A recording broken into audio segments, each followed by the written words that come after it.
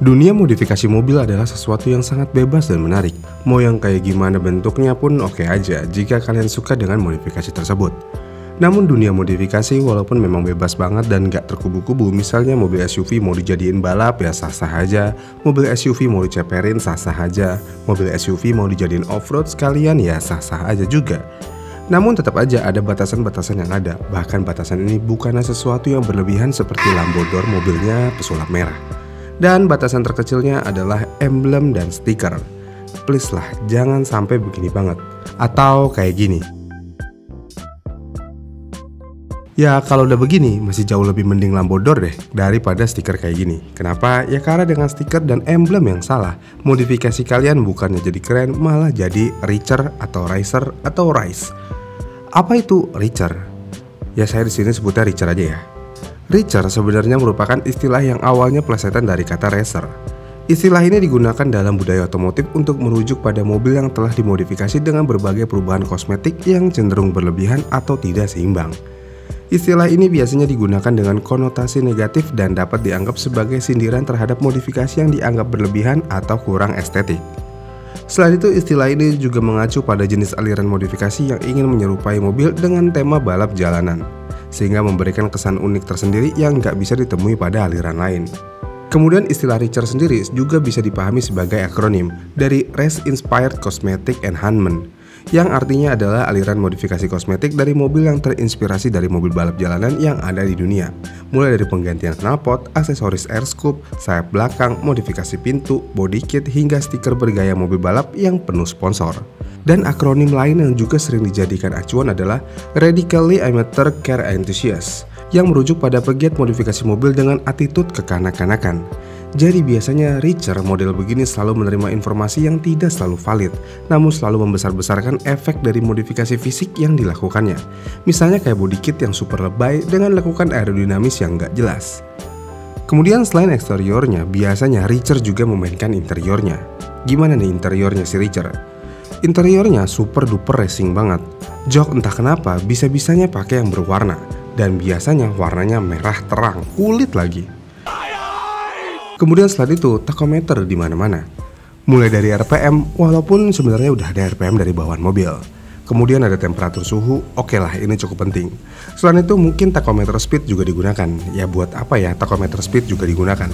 Emang rusak itu speedometernya? Itu mah nggak sepele. Tunggu dulu, belum beres transaksinya. Tapi itu masih mending lah kalau udah ada yang pakai tachometer tapi itu adalah jam. Itu udah kebangetan banget. Kenapa? Ya buat apa pakai jam dengan model tachometer? Ya emang keren sih sekilas, tapi kalau buat modifikator proper, ya hal-hal seperti itu seharusnya dihindarkan. Karena semua modifikasi bisa menjadi berantakan. Namun sayangnya dengan istilah richer ini muncul, akhirnya modifikasi yang tidak terbatas pada awalnya dan tidak terkubu-kubu saat ini menjadi terkubu-kubu. Dan istilah richer telah menjadi kontroversial sendiri, dan beberapa orang merasa bahwa itu mungkin merendahkan atau memandang rendah terhadap komunitas modifikasi mobil. Bahkan beberapa penggemar modifikasi mungkin menyukai gaya dan ekspresi kreatif yang berbeda dalam memodifikasi mobil mereka. Sementara istilah richer sendiri dapat dianggap sebagai penilaian negatif tanpa memahami visi atau tujuan dari pemilik mobil. Dan penting untuk diingat bahwa selera dalam modifikasi mobil sangatlah bervariasi, dan apa yang satu individu anggap sebagai modifikasi yang berlebihan mungkin dianggap menarik oleh yang lain. Dan beberapa komunitas otomotif mungkin lebih terbuka terhadap berbagai jenis modifikasi, sementara yang lain mungkin memiliki standar tertentu atau preferensi estetik. Terus gimana nih agar terhindar dari modifikasi richer? Minimal satu, tahu akan kegunaan stiker, misalnya TRD atau GR. Stiker TRD atau GR itu milik Toyota. Jadi tolong buat yang mobilnya selain Toyota jangan pasang gede-gede stiker ini, karena dari sini ada kesalahpahaman dasar yang mendalam. Mau keren tapi kacau. Selain itu buat kalian pemilik Toyota nih, kebanyakan sih ya yang saya lihat di jalan, khususnya Avanza, jangan juga pasang stiker Rally Art. Rally Art itu punya Mitsubishi. Mulai sekarang kita harus lebih hati-hati. Jadi hal-hal dasar begitu yang membuat terkadang kita ingin memberi nasihat kepada orang tersebut.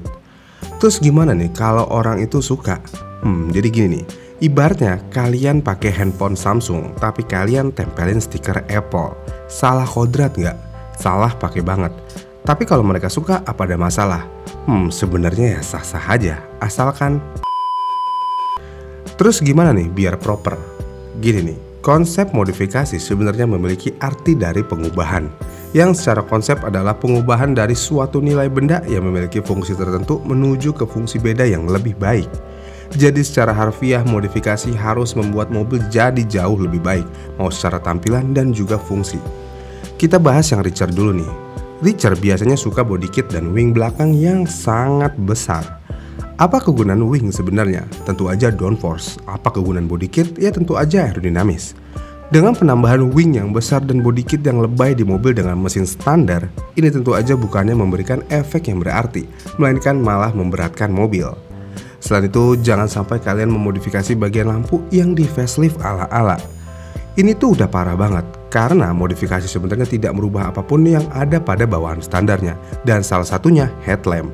Dan kalau modifikasi lampu bohlamnya aja sih sebenarnya oke-oke aja, asalkan headlampnya masih standar, nggak ada di faceliftin kayak gini.